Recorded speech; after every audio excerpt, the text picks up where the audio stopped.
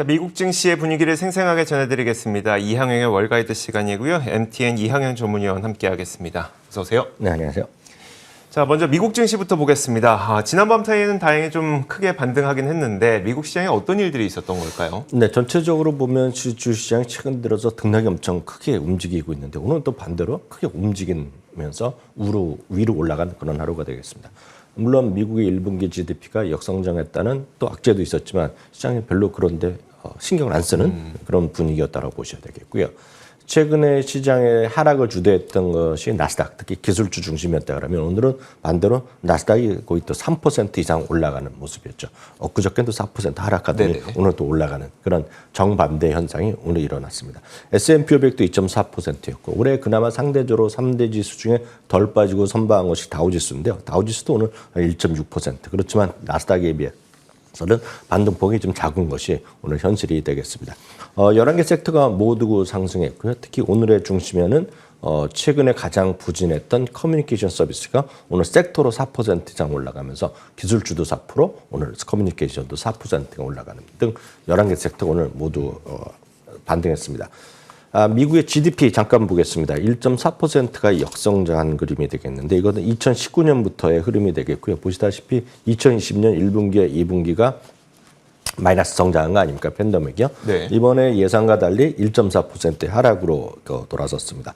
2020년 이후 처음이 되겠고요. 우크라이나 전쟁이라든가 원자재 가격 급등 그리고 무역수지 적자 이런 것들이 요인이 되겠는데요. 또 하나는 이제 광범위하게 지금 물건을 제대로 수입을 못하니까 재고가 부족한 것도 역시 또 하나의 요인이 되겠습니다.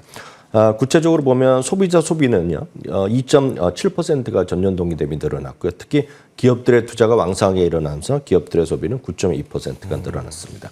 과연 어디가 플러스 요인이 있고 마이너스 요인인데요. 지금 그림 하나 보여드리면 네. 이거는 서비스 소비량이요, GDP의 차이인데요. 그 전체적인 그 위아래로 나오는 큰 선이 GDP의 마이너스 보여드리는 부분인데요. 그 안에서도 플러스 요인과 마이너스 요인이 있는데 역시 서비스 소비가 이번 1분기에 미국의 경제 가장 시장을 끌고 갔다. 경제를 끌고 가는 건 소비였다는 거, 그 서비스 소비였다는 걸 알 수 있겠고요. 그럼 어디서 마이너스 요인이 났냐 하면 그 다음 그림 두 개가 보여지겠는데요. 재고랑 무역 수지의 적자가 확대된 것 바로 이 부분이 미국의 GDP를 끌어내렸다라고 일단 이해하시면 되겠습니다. 알겠습니다.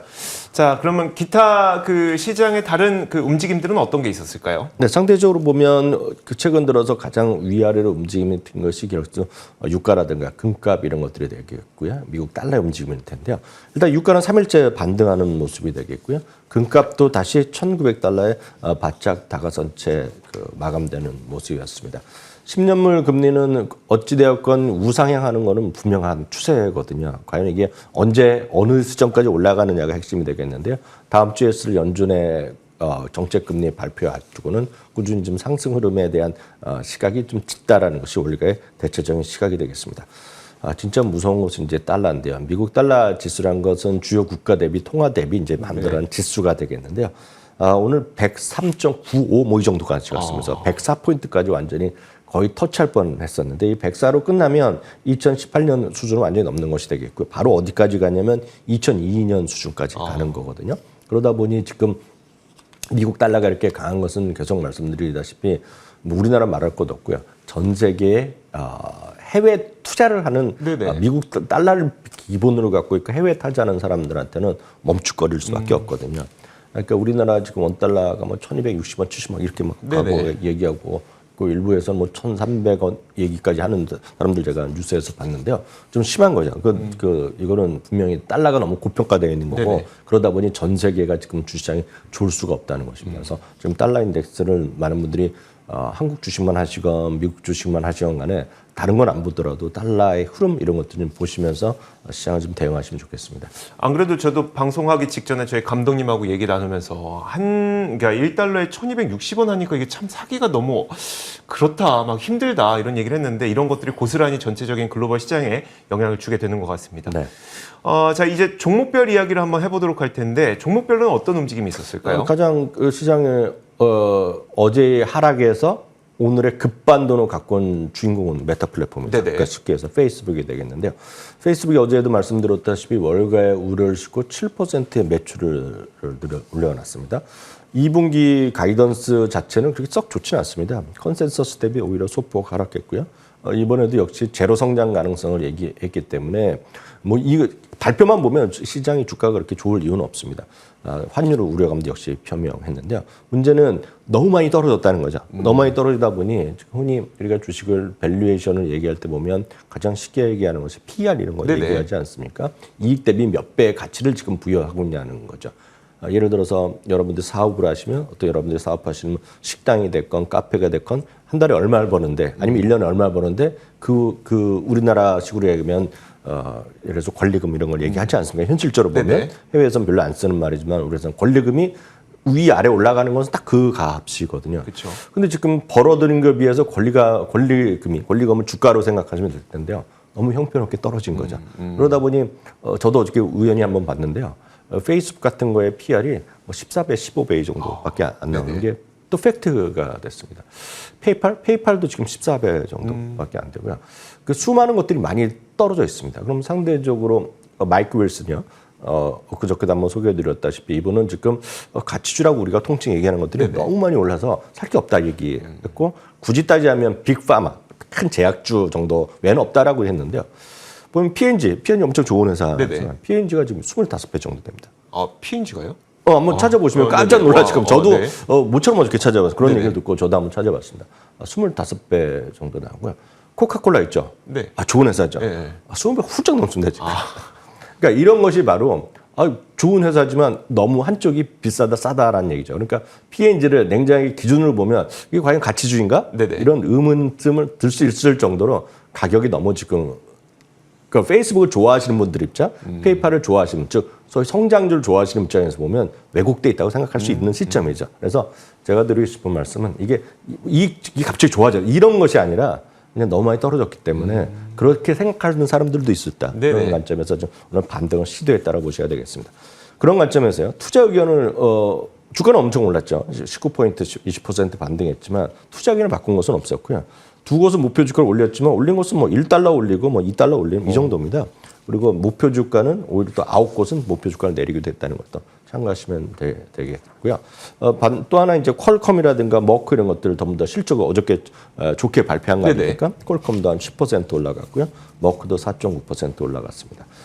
맥도날드, 일라일리 이런 거 다 실적을 또 좋게 발표하면서 3%, 4% 정도까지 올라간 것이 오늘 시장의 정규장의 흐름이 되겠습니다. 알겠습니다.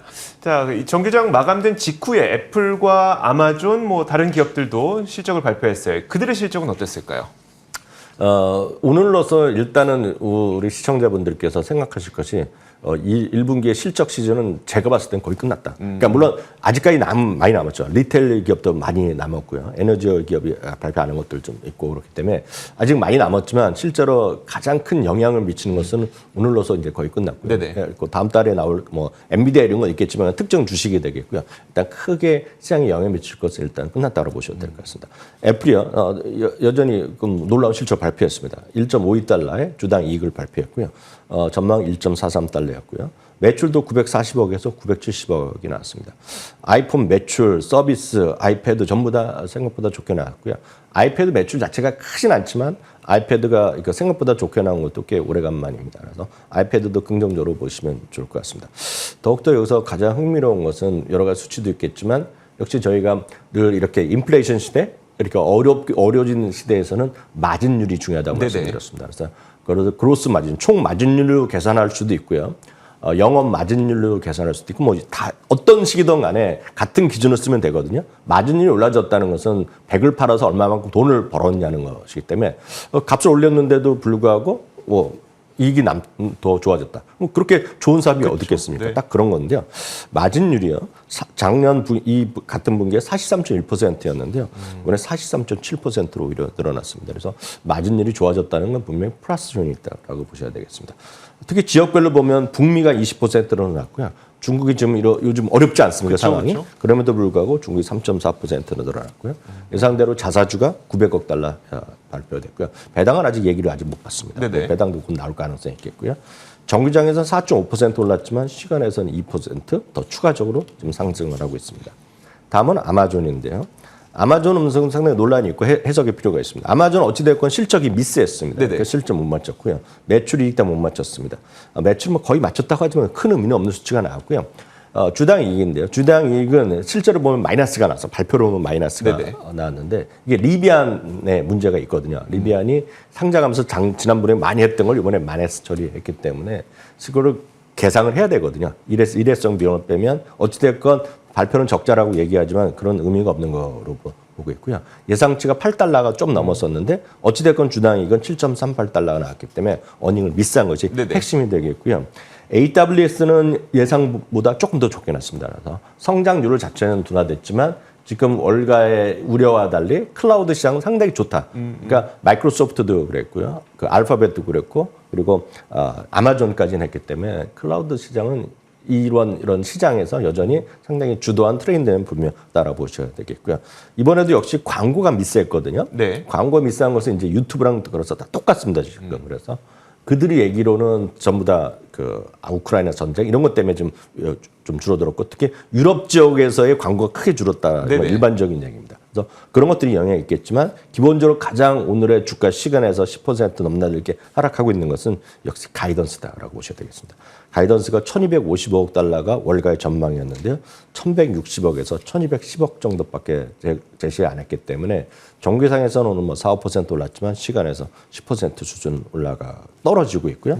또 하나까지 말씀드리면 로빈훗인데요. 로빈훗이 아시다시피 이제 무료 그 수수료 이제 엄청나게 인기를 끌었던 건데 작년에 상장했을 때만 하더라도 우리나라에서도 뭐 엄청나게 많이 사고 얘기가 많았던 거고 로빈훗에 대해서 약간 비판적으로 얘기하면 이거 쉽게 해서 따당하는 분위기였는데요. 매출 자체가 43%가 줄어들었습니다. 매출이 43%? 매출 자체가요. 그러니까 그만큼 액티브 거래하는 분들이요. 적극적으로 거래하는 사람이 줄어들었다라고 보셔야 되고요. 여기에는 소위 밈 스탁들이 부침한 것이 가장 컸다라고 보셔야 되겠습니다. 정규장에서는 6% 올랐지만 시간에는 11% 하락하면서요. 지금 시간의 가격으로 보면 지금 8달러, 9달러 정도거든요. 이건 그 상장 때 기억하시는 게 제가 했지만 90달러 언저리까지 갔던 기억이 납니다. 제 기억에는요. 이거 지금 10분의 1 토박됐네요. 알겠습니다. 자, 이렇게 미국 시장에서 어떤 일들이 있었는지 자세하게 짚어드렸습니다. MTN 이항영 전문위원과 함께 이야기 나눠봤습니다. 고맙습니다.